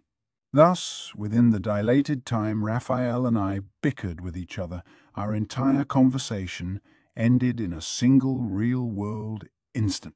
No! That couldn't, no. It is impossible. Such a ridiculous feat should never happen. There could be no creature in this world who could withstand a direct blast of disintegration. And so on and so forth. All three of them were mightily confused, and, I could see why. Even I thought it was kind of freaky, and I allegedly cast it. The ultimate in holy magic, cast in triplicate no less, and I blocked it like a spitwat. If I were them, I probably wouldn't want to accept it either. But that's reality for you. It's what you get for making me, or I guess, Raphael, your enemy. All right. Now it's our turn. Benimaru, Soe, and Shion nodded. Your fancy magic circle seems to have disappeared, Benimaru said, a ball of flickering black flame in his hand. Think you can withstand this a second time? The 7 days clergy visibly recoiled at the sight of this. Their hand was fully played, and they had nothing left to counter with. Shion flashed a fearsome smile as she sized up her prey. You can't escape us, you pile of garbage. Prepare to die. So was silent, watching the clergy's movements with an unblinking eye.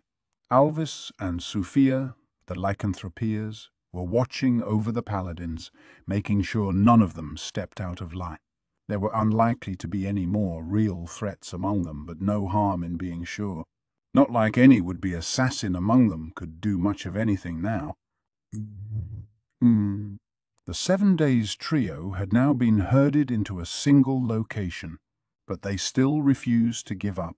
Think this over carefully. We are the guardians of humankind. If you kill us, the followers of the God Luminous will not take it sitting down. Exactly. Luminous's rage will burn all of you to ashes. We'll step back this time. Now that we know you are not evil, I'm sure talks will proceed smoothly with the Western nation. You will be good neighbors to each other. With a mix of intimidation and flattery, they deigned to negotiate with us. This was really starting to piss me off. It was time, I thought, to end this. I seem to have caused quite a lot of trouble for you, Demon Lord Rimuru. But then a cold, bracing voice echoed over us as a massive gate appeared, cutting through the air. The door opened, revealing a beautiful young woman. Between her unique silver hair and her heterochromatic eyes, there was no mistaking it. She was the Demon Lord Valentine herself, and I probably didn't need to ask why she came. Gah, my lady? What are you doing in a place like this? The clergy visibly withered in her presence, cowering in fear. Then they kneeled before her. Well then, I guess Valentine was actually the god Luminous this whole time. The realization struck me dumb. Diablo, almost shaking with glee, let out an evil laugh. All right. Permission granted. Rub 'em out. With those simple words from Rimuru, he had full permission to do as he pleased. He wanted these fools eliminated as quickly as possible. Yes, but before that there was some business to take care of. He turned toward the press corps. Now everyone, are you all right? The fireball was blocked by the barrier Diablo built, keeping all the journalists unscathed. This barrier also kept all the demon hunters, as well as King Edward and his knights, safe from injury. Nothing based on magicules, including a spectral and spiritual magic, could penetrate it. Itch! Annoying little demon. You are capable of that much. A fearsome foe indeed. It is time to show off our own holy force. Prepare to launch. The clergy, expecting to wrap this whole thing up in a matter of seconds, had to be surprised. No matter how powerful this demon was, destroying his physical body would eliminate any influence of his on this world. The moment he could no longer maintain his magical form, it was back to the spiritual realm for him. Anticipating this, the 7 days clergy launched an ultimate class magic the moment they arrived. Nuclear flame, part of the nuclear family of a spectral magic. 3 people were required to carry it out, the force of it being too much for one, and it rained unquenchable hellfire upon its target. Against Diablo, however, it was powerless. Overwhelmed, the clergy quickly opted for their final weapon. Defeating someone as powerful as Diablo required holy force and nothing else. Their minds made up, they decided to bring out their finisher, Trinity Break. It was the same move their compatriots tried against Rimuru, and while it took some time to prepare, they could be protected by a barrier during casting, keeping them safe. What's more, the Trinity disintegration launched at the end of this spell was the most powerful of all holy magic, capable of reducing anyone and anything to its composite cell. No matter how great the monster or magic born from demon lords on down, this attack could never be resisted. It was thus with total confidence that the clergy uncorked this spell just as Diablo began negotiating. Not with 7 days, but with the press. Did you see that attack? He gently asked. It seems clear to me that they made an attempt on your lives, didn't they? Even, sire, enemies with Diablo until a moment ago couldn't deny it. The journalists certainly didn't. They all nodded their understanding.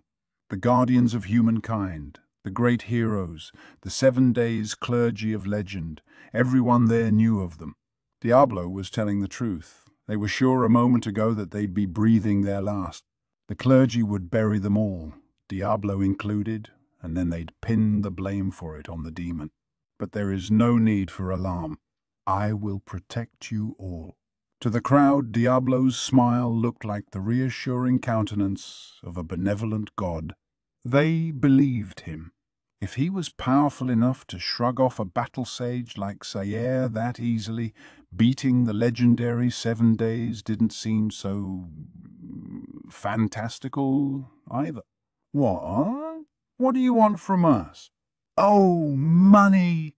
Some among the press worried about what Diablo would desire in return. Demons never work for free. They always demand something back, and Diablo was no different. He'd never provide a service for no reason unless he was doing it for Rimur. Yeah, I appreciate your understanding. I seek only one thing from all of you. His demand, given with a smile, was this: report his innocence to the world. The journalists, hearing this, breathed a sigh of relief. They were expecting a cruel, merciless demon, but the truth was something else entirely. If Sare, one of the chief officers in the Holy Empire of Lubelius, was caught up in the clergy's dragnet, it meant that group had to be conspiring on an impossibly high level behind the scene. The journalists were being used, too, and once they knew that, there was no reason to turn down Diablo's request. Of course. Let us spread the word far and wide. Yeah, we will write whatever you want. All about your glorious deeds? That we will. So please, please, help us. There were nearly 100 members of the press there, and all of them promised their loyalty. The unique skill tempter was faithfully doing its work on them. Betrayal would not be forgiven. The pact had been forged. Very well. Then I promise to save all of you, but not you. The demon pointed at Edward, only now recovering from his fainting spell. Why? What did I ever do? Silence, he spat out. You openly mocked the great Sir Rimuru, a crime worth 1,000 deaths. It is time for you to realize that saving you is worthless. Edward racked his hazy mind for some way out, but none came. The only thing for certain was that, if things kept up, he was going to die. He looked toward his knights. They averted their eyes. Defying the will of a monster like that, or the heroes of legend, was not conducive to their health. Please, please, if you could, allow me to live. All that remained was to attempt a teary-eyed round of begging. It failed to bend Diablo's heart. He.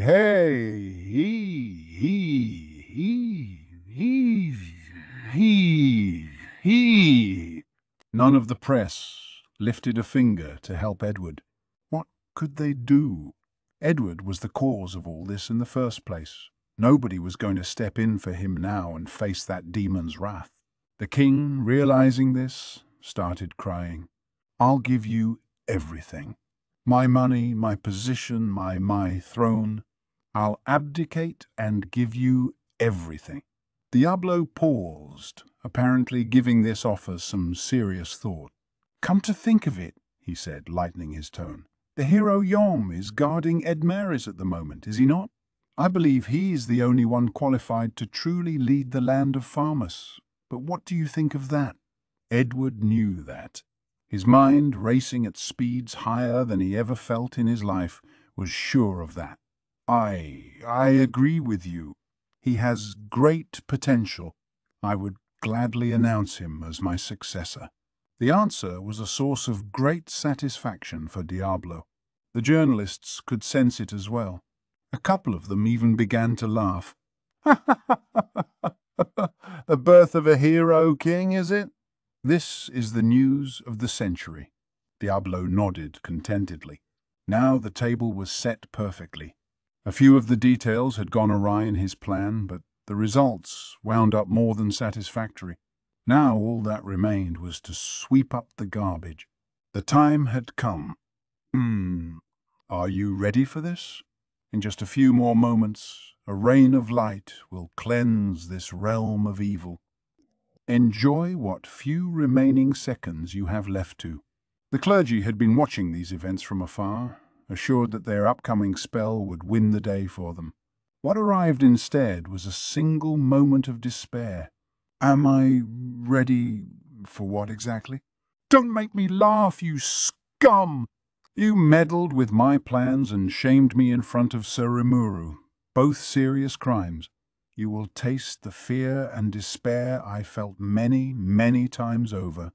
There wasn't a trace of a smile on Diablo as he regarded the 7 days. His face was expressionless, the beauty to it only adding to the fear factor. What?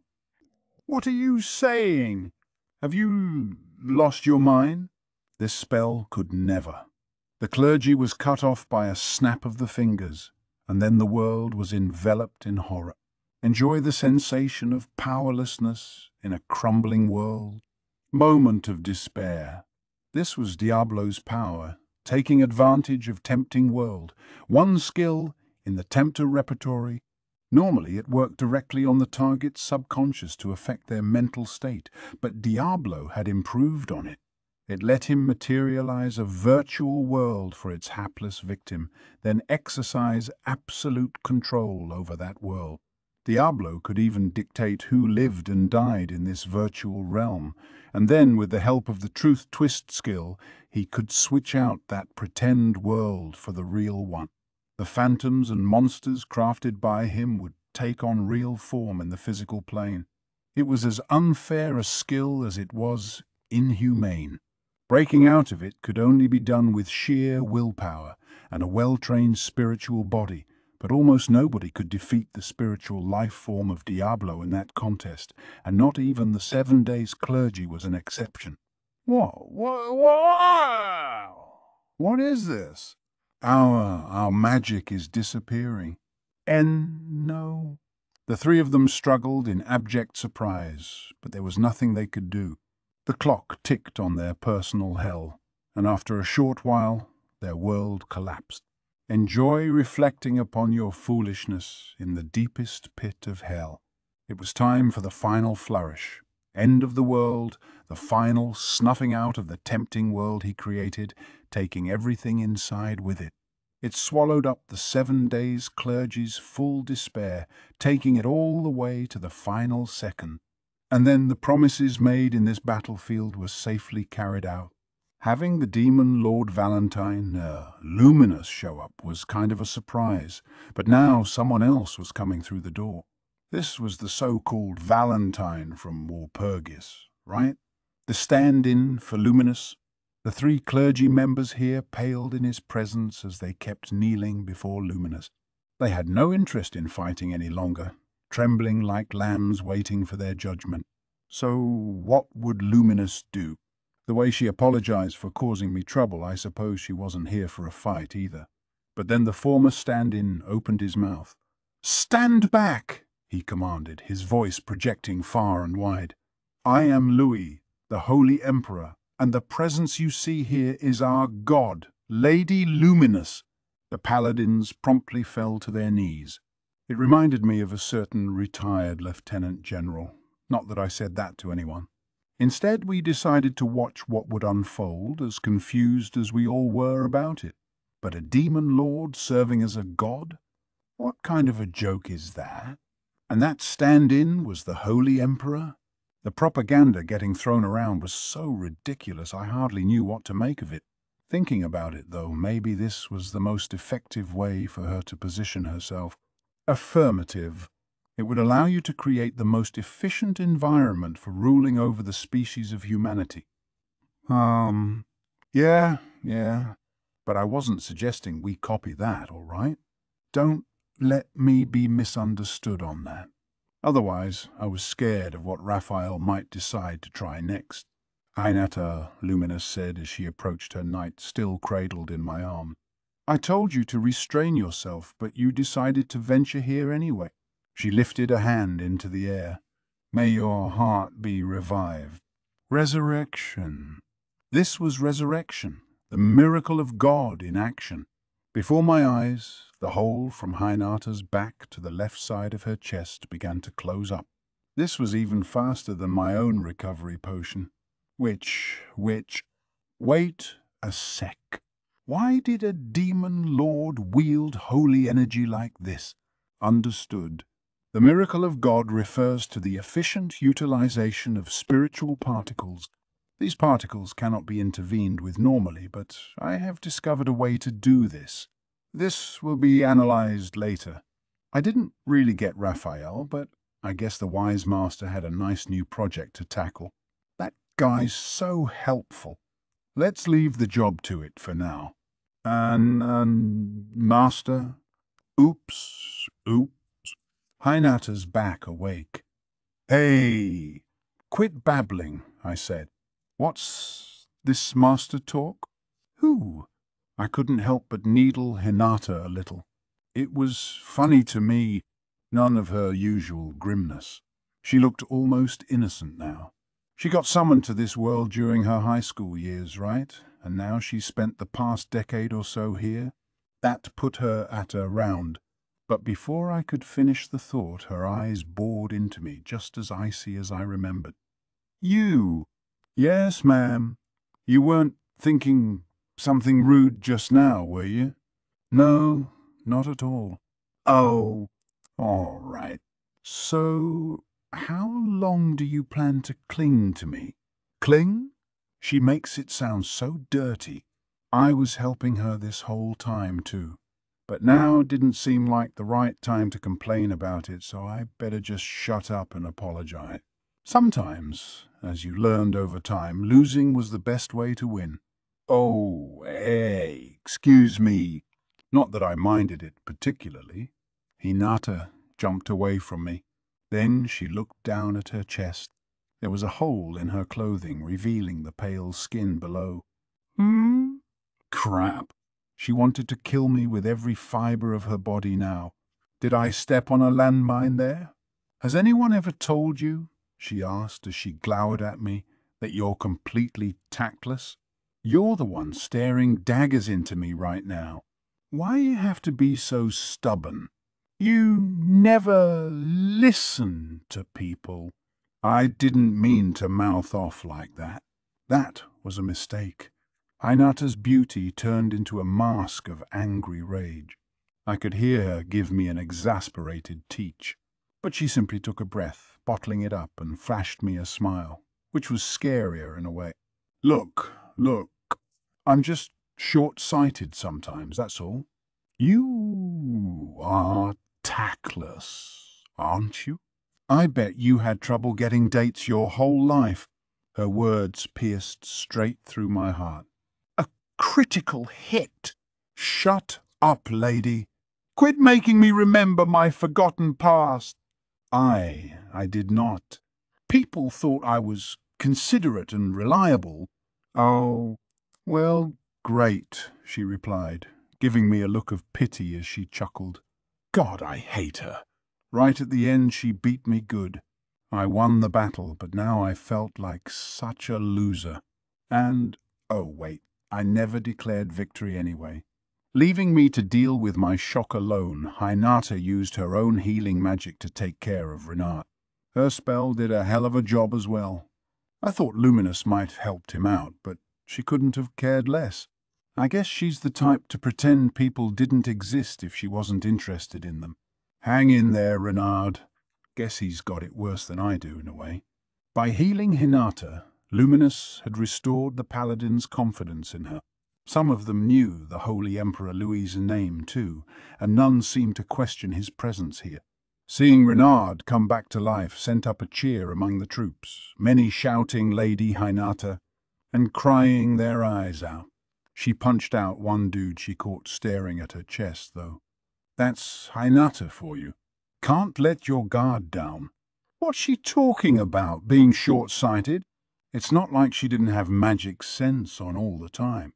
But I guess she was particularly sensitive to the wandering eyes of men, huh? Better be careful. Kinda too late for me, but after the commotion calmed down a bit, Luminous slowly opened her mouth. Now, 7 days, clergy. What excuse do you intend to make for this? We all looked on, wondering how she was going to handle this. Then I got another message from Diablo. The job is complete, Sir Rimuru. Good. How did it go? All according to plan. He sounded pretty happy with himself. Guess there were no more problems on his end. Excellent. Report back here to me once things settle down. Yes, my lord. I look forward to it. Diablo closed the thought communication and went back to work. I guess he was no longer blamed for that murder then, which meant I didn't need to intervene in how Luminous decided to handle these clergy guys. They were certainly a pain in the ass, but she had just apologized to me for it. Any further meddling would just complicate matters. Better just sit here and think about how to improve our future relations. As I thought that, Luminous made her decision. She was judge, jury, and, as it turned out, executioner. I sentence all of you to death. At least allow me to guide you to your end by my own hand. Ah, have pity on us. It was only for your sake, Lady Luminous. I swear by our years of faith to you, please. They clung to her in the most pathetic way. She didn't let them for long. Death, blessing. She spread her arms wide, and then the hand of an unseen god wrapped itself around the clergy. It was, I suppose, one final act of pity for her servants. A warm embrace of pity is all I could call it, but apparently it was much crueler than that, turning the living into the dead as it did. It was my first glimpse of the extent of Luminous's power. Thus, painlessly and all too easily, the 7 days clergy, who had attempted to trap us all in their cruel schemes, met their end. It came so quickly, I have to say, and here I was, bracing myself for full war against the Holy Empire. Instead, it was now time to negotiate our future relations. It wouldn't do to stand around outside like this, so I decided to change locations, staging a sort of victory march back to town as I guided Luminous, Louis, and Hinata along. Soon I spotted Veldora back in town, and then I remembered, sorry, the final defense line turned out to be unnecessary. Oh, damn it. I was waiting here with bated breath all this time. The news didn't exactly thrill him, but he'd have to deal with it. Thus, everything was settled, or so I hoped. But the moment Veldora laid eyes on Luminous, he dropped another bombshell. Ooh. You. I remember you. I know I do. You're Luminous, the demon Lord Luminous. That vampire whose castle I blew to splinters. Wow, I'm glad I remembered. Otherwise, it'd be bothering me all day. He was stopped by the tip of a sword Luminous produced out of nowhere, tapping against his neck. But, too late now, huh? He just went and proved to the world that the god Luminous was the demon Lord Luminous Valentine. The paladins were, nonplussed. They fell silent, unable to pass this all at once. Hinata, apparently aware of this before now, put a hand to her forehead and sighed, while Louis just stood there like he was above it all. Oh boy! Time and time again, Veldora proved himself the biggest troublemaker I ever knew. We all had to team up to restrain the enraged Luminous after that. This accursed lizard, getting in my hair every single damn time. But that's a story for another day. Epilogue. A new relationship. Deep inside the inner cloister, Gren, the Sunday priest of the 7 days clergy, was waiting for his comrades to return from their mission. There had been some complications with the elimination of Hinata, leading to an emergency request from Arze. Failure wasn't an option here, so Dina and Vina went out to join them. That woman has too keen a mind for her own good. We need her out of the picture before she obstructs our plans any further. We must use that demon lord, that god Luminous, if we wish to become the true rulers. Gren had served Luminous for several hundred years with that secret ambition in his mind, weeding out anyone too talented, and therefore dangerous, for his liking. The fellow clergy under him did their jobs well, portraying him as a loyal servant to the faith, and it was easy to make them move on his behalf. Luminous liked him, And if he could appeal to people's sense of jealousy about that, they did whatever he wanted them to do, just as he knew they would this time. Arzi was on his way to assassinate Hinata, disguising himself as the paladin Garda after the original one had been dealt with on the slide. Everything was in place. The disguise was the product of Dina's own sorcery. Nobody could see through it. The Dragon Buster he gifted Hinata was equipped with a device that caused it to self-destruct any time he wanted. If it broke right when the Demon Lord Rimuru attacked her, that would be enough to ensure her defeat. But she didn't use it, and even worse, she started with a leg up in the fight. Hearing that, Gren decided a change of plans was in order. If Rimuru killed Hinata, then great. If he didn't, Arzi could seal the deal instead. Then the clergy could move to kill any eyewitnesses and assuage Rimuru, earning his trust and ensuring things would go in the right direction. But the problems just kept piling up. The demon in the famous province of Megam proved much stronger and craftier than predicted. Throwing that strength around, that forceful, almost unfair strength, had planted doubts in the minds of the journalists. Gren went through the trouble of assembling for the event. A frantic report from the Saturday priest Zeus, who was observing the fray, convinced him to send out the Wednesday priest Melis and the Thursday priest Thalon. The witnesses all needed to be killed, and the entire crime had to be pinned on the demon. Framing it as divine punishment for the demon's unspeakably cruel actions would be enough to paint the 7 days as the just side of this conflict. Just put it all on the demon, not on the demon lord Rimuru, and all was well. If negotiations proved difficult, that's where the god Luminous would come in.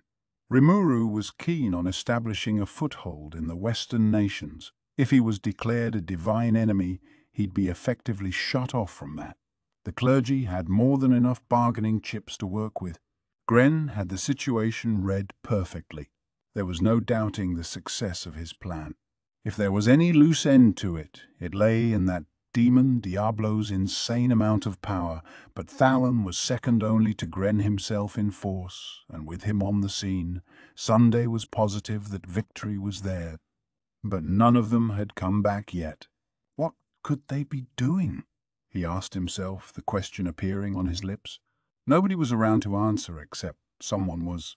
"Whatever is the matter? You look very peeved about something. Why are you here?" Surprised, Gren turned around. Cardinal Nicolaus, Hinata's close confidant, had entered the room without permission. "Well, I've made quite an interesting discovery, you see." Discovery? "Yes. This. Nicolaus took out the crystal ball containing Rimuru's message. "And what?" "I've found evidence this has been tampered with," he replied.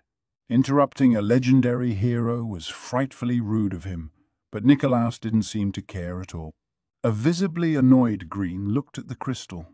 It was playing the full message, including the parts he thought he deleted. Picking up on Gren's disturbed reaction, Nicolaus continued, "I have to say, I don't care very much about what your objectives are. I don't even care if you use the favor you enjoy from our God Luminous for your own aim." What are you talking about? Our God is a concept that lies in the hearts of us all. Don't try to trick me. I realized ages ago that the God Luminous exists. Lady Hinata kept it a secret, so I simply followed her lead. But as I said, I truly didn't care. Nor did I care about how you tried using this god. Gren could almost hear Nicolaus saying to himself. He opened his eyes wide. Nicolaus returned the gaze with a thoughtful-looking expression, his eyes as eerie and his emotions as opaque as the waters of a marsh. You, elders as destructive as you have no place in this world. Disintegration. No. Gren had no time to say anything else, his face frozen in surprise as he disappeared into the storm of light particles and faded from sight. A cursed insect. You thought I'd let you do harm to Lady Hinata? With those parting words, Nicholas returned to his study as if nothing was amiss. The good cardinal was more than just Hinata's confidant. He was also her biggest fan in the world, and to him all this religion was another way for him to stay connected to her. This made him a heretic, a non-believer at the highest echelons of the papacy. His faith was directed toward no god at all but a single mortal woman. Inside a warm, firelit room, Granville Rosso sat on a heavy, padded chair and meditated. "Nicholas, curse you." He opened his eyes. The blinding light of the disintegration burned into his mind. As well it should, for Granville Rosso was none other than Gren himself, the Sunday priest and leader of the 7 days clergy. He had the ability to send his spiritual power into other people, possessing their bodies, and he had just transferred himself to another host the other day. Now all that effort was wasted. Today's experience was a chilling one, even for him. If that had been his actual body, the cardinal really could have ended his life. That only added to Granville's rage. But perhaps the time was ripe to pull out anyway. As he opened his eyes, he sensed Glenda approaching his mansion. It meant things had not gone according to plan. It was all a failure. The moment she stormed into the room and saw Granville, Glenda began shouting, "Sir Granville, we couldn't do it. There's no way I could handle that monster. It's crazy." She looked exhausted, like she ran all the way here from the battlefield. There was no doubting her. It was the truth. "What about the other battle's ages? If you took him on as a team?" "No, I tell you, he's just not on that level. In battle, you know, my nose is highly sensitive to the smell of death. I decided this was all trouble for me, so I pushed the battle on Sarah's shoulders and ran off. That guy's a demon lord class foe, maybe even stronger for all I know." It sounded like an exaggeration to Granville, but he had still received no contact from his 7 days companion. He even sought out their presences somewhere in the battle over there and found nothing. No. As much as it shocked Granville, it was the incontrovertible truth. Several days later, the spies he had deployed across the land informed him that King Edward had been deposed. The journalists on the scene were all safe at home, reporting their accounts far and wide. There were even rumors from Blumen that Tempest was planning a grand festival for themselves. Putting all these reports together, the only conclusion to make was that Granville's plan had failed. The 7 days clergy, Granville included, were no more. The good name of the god Luminous could no longer be leveraged. Then his beloved Maribel gave another prediction. "It's dangerous. Too dangerous. That town is too dangerous." Granville failed to understand what this meant. "You mean the angels' attack?" No, grandfather. That demon lord seeks to rule the world through economic policy, ruling the human realms through their finances. That was the aim of the Rosso family, the exact plan Granville had underway this very moment. He couldn't be. It's true. It's really going to happen. That's why we need to crush him. Maribel wasn't one for lying, at least not up to now. It made her suggestions worth listening to all the more. "I see. Well, if that's what you say, I'm sure it shall be so." After all, Maribel was both Granville's direct descendant. It will. Next time, for sure, it will happen. I swear it on my name as Maribel the Greedy, and a reincarnated girl. The future hope of the Rossos, gifted with knowledge of the other world and an uncommon amount of power. As long as she lived, Granville thought, as the flames of ambition began to burn anew, the family would never be defeated. It didn't exactly come easy, but I patched things up with Luminous and cleared up the drama between myself and Hinata. In exchange, as a sort of apology, they agreed to send out a Western Holy Church missive declaring us to be harmless. All this came about because of how hard it was for us to understand each other. I'm sure it wouldn't be the last time either. But I think this was also a lesson for both sides, a trial we should strive to overcome and improve ourselves with. The occasion also led us to reconsider the relationship between Tempest and the Holy Empire of Lubelius. For the time being, we agreed to sign a non-aggression treaty and give tacit consent not to meddle in each other's affairs. The whole with Veldora was an outstanding issue, but it was no skin off my nose, really. More of a personal problem. Veldora's, that is. Not a Tempest matter. That's my story, and I'm sticking to it. Luminous was clearly reluctant to leave it at that, but I promised her that I wouldn't intervene in anything involving the guy, and she grudgingly agreed to that. Besides, I had the ultimate skill Veldora, Lord of the Storm, on me, and as long as I did, Veldora was de facto immortal. Even if something popped up, I didn't expect any problem. Understood. There will be no problems. Good. So, yeah. It was pretty much selling off my best friend.